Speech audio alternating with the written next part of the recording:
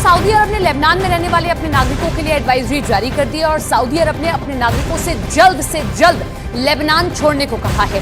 Israel और Lebanon के बीच युद्ध के हालात बने हुए हैं। लेबनान में मौजूद हिजबुल्लाह के आतंकियों के अड्डों पर लगातार हमले हो रहे हैं, तो लेबनान भी इजराइल पर लगातार हमले कर रहा है और ऐसे में लगातार बिगड़ते हालात को देखते हुए सऊदी अरब ने अपने नागरिकों को जल्द से जल्द लेबनान छोड़ने की सलाह दी है।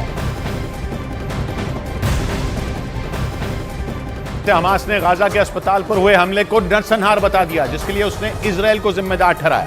कतर में बैठे हमास के चीफ ने एक संदेश भी जारी किया, जिसमें उसने गाजा के अस्पताल पर हुए अटैक के लिए इजराइल को जिम्मेदार ठहराया। यही नहीं, हमास चीफ इस्माइल हनिया ने गाजा पर हो रहे हमलों का ठीकरा अमेरिका पर भी फोड़ा और अमेरिका पर इजराइल की गलतियों पर पर्दा डालने का आरोप लगाया।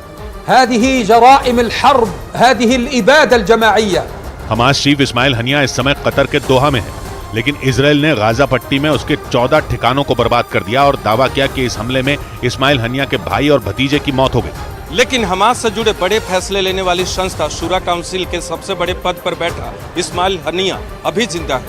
यही नहीं, हनिया को इजराइल पर हुए सबसे बड़े हमले का मास्टरमाइंड भी कहा जा रहा है और उसने गाजा के अल अहली अस्पताल पर मिसाइल गिरने के बाद इजराइल और अमेरिका के खिलाफ खूब आग उगली।